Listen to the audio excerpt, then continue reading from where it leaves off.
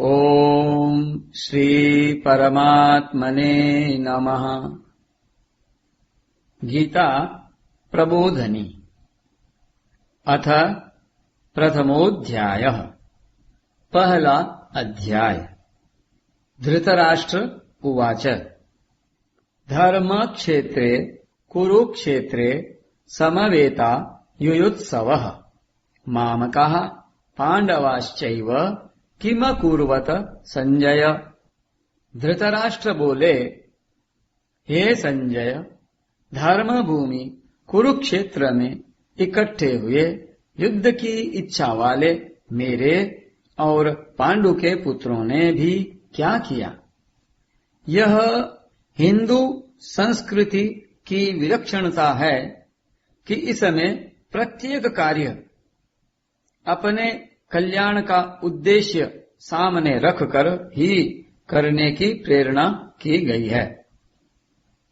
इसलिए युद्ध जैसा घोर कर्म भी धर्म क्षेत्र धर्म भूमि एवं कुरुक्षेत्र तीर्थ भूमि में किया गया है, जिससे युद्ध में मरने वालों का भी कल्याण हो जाए। भगवान की ओर से सृष्टि में कोई भी मेरे और तेरे का विभाग नहीं किया गया है। संपूर्ण सृष्टि पांच भौतिक है। सभी मनुष्य समान हैं और उन्हें आकाश, वायु, अग्नि, जल और पृथ्वी भी समान रूप से मिले हुए हैं। परंतु मनुष्य मोह के वशीभूत होकर उनमें विभाग कर लेता है कि ये मनुष्य घर, गांव, प्रांत, देश, आकाश, जल आदि मेरे हैं और ये तेरे हैं। इस मेरे और तेरे के भेद से ही संपूर्ण संघर्ष उत्पन्न होते हैं। महाभारत का युद्ध भी मामकाः मेरे पुत्र और पांडवाः पांडु के पुत्र इस भेद के कारण आरंभ हुआ है। संजय उवाच दृष्ट्वा तु पांडवानीकम् व्यूढम् दुर्योधनस्तदा आचार्य मुपसंगम्य राजा वचनमब्रवीत्। संजय बोले, उस समय वज्रव्यूह से खड़ी हुई पांडव सेना को देखकर और द्रोणाचार्य के पास जाकर राजा दुर्योधन यह वचन बोला, पश्यैताम् पांडुपुत्राणामाचार्य महतीं चमूं व्यूढाम् द्रुपदपुत्रेण तव शिष्येण धीमता। हे आचार्य, आपके बुद्धिमान शिष्य द्रुपद पुत्र धृष्टद्युम्न के द्वारा व्यूह रचना से खड़ी की हुई पांडवों की इस बड़ी भारी सेना को देखिए। अत्र शूरा महेश्वासा भीमार्जुन समायुधि युयुधानो विराटश्च द्रुपदश्च महारथः धृष्टकेतुश्चेकितानः काशीराजश्च वीर्यवान् पुरुजित् कुन्तिभोजश्च शैब्यश्च नरपुङ्गवः युधामन्युश्च विक्रान्त उत्तमौजाश्च वीर्यवान् सौभद्रो द्रौपदेयाश्च सर्व एव महारथः। यहाँ पांडवों की सेना में बड़े बड़े शूरवीर हैं, जिनके बहुत बड़े बड़े धनुष हैं तथा जो युद्ध में भीम और अर्जुन के समान हैं। उनमें युयुधान सात्यकी, राजा विराट और महारथी द्रुपद भी हैं। धृष्टकेतु और चेकितान तथा पराक्रमी काशीराज भी हैं। पुरुजित और कुंतीभोज ये दोनों भाई तथा मनुष्यों में श्रेष्ठ शैब्य भी हैं। पराक्रमी युधामन्यु और पराक्रमी उत्तमौजा भी हैं। सुभद्रा पुत्र अभिमन्यु और द्रौपदी के 5 पुत्र भी हैं। ये सब के सब महारथी हैं। अस्माकं तु विशिष्टा ये तान् निबोध द्विजोत्तम नायका मम सैन्यस्य संज्ञार्थं तान् ब्रवीमिते। हे द्विजोत्तम, हमारे पक्ष में भी जो मुख्य हैं उन पर भी आप ध्यान दीजिए। आपको याद दिलाने के लिए मेरी सेना के जो नायक हैं उनको मैं कहता हूं। भवान भीष्मश्च कर्णश्च कृपश्च समितिञ्जयः अश्वत्थामा विकर्णश्च सौमदत्तिस् तथैव च।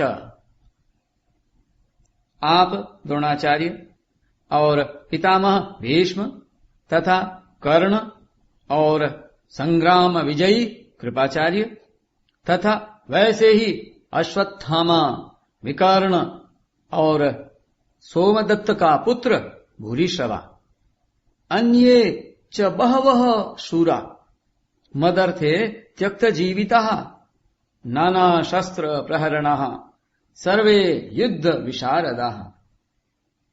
इनके अतिरिक्त बहुत से शूरवीर हैं जिन्होंने मेरे लिए अपने जीने की इच्छा का भी त्याग कर दिया है और जो अनेक प्रकार के अस्त्र शस्त्रों को चलाने वाले हैं तथा जो सब के सब युद्ध कला में अत्यंत चतुर हैं। द्रोणाचार्य को चुप देखकर दुर्योधन के मन में विचार हुआ। अपर्याप्तम तदस्माकं बलम भीष्माभिरक्षितम पर्याप्तम त्विदमेतेषां बलम भीमाभिरक्षितम।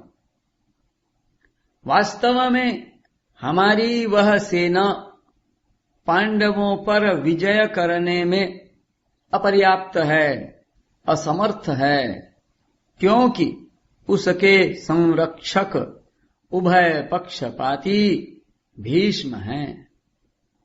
परंतु इन पांडवों की यह सेना हम पर विजय करने में पर्याप्त है, समर्थ है, क्योंकि इसके संरक्षक निज सेना पक्षपाती भीमसेन हैं।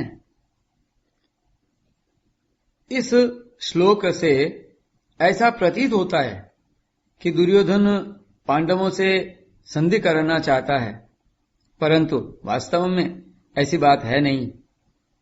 दुर्योधन ने कहा है, जानामि धर्मम न च मे प्रवृत्तिर जानाम्य धर्मम न च मे निवृत्तिः केनापि देवेन हृदि स्थितेन यथा नियुक्तोस्मि तथा करोमि।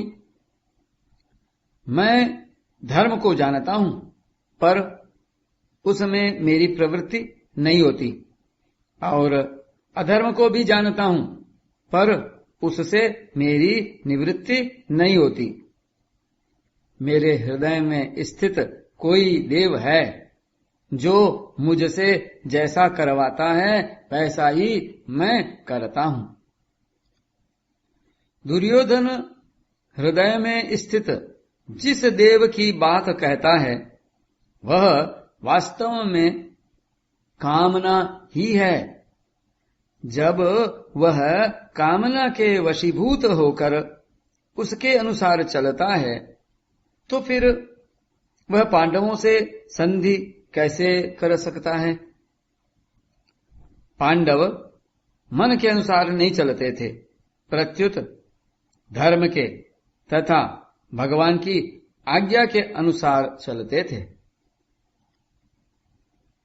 इसलिए जब गंधर्वों ने दुर्योधन को बंदी बना लिया था तब युधिष्ठिर ने ही उसे छुड़वाया।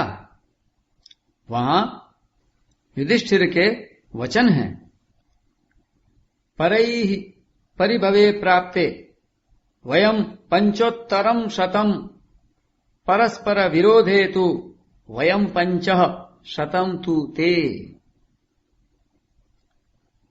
दूसरों के द्वारा पराभव प्राप्त होने पर उसका सामना करने के लिए हम लोग 105 भाई हैं। आपस में विरोध होने पर ही हम 5 भाई अलग हैं और वे 100 भाई अलग हैं। कामना मनुष्यों को पापों में लगाती है, परंतु धर्म मनुष्यों को पुण्य कर्मों में लगाता है। अयनेषु च सर्वेषु यथा भागमवस्थितः भीष्ममेवाभिरक्षन्तु भवन्तः सर्व एव ही।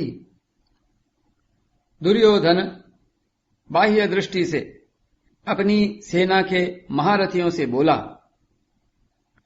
आप सब के सब लोग सभी मोर्चों पर अपनी अपनी जगह दृढ़ता से स्थित रहते हुए निश्चित रूप से पितामह भीष्म की ही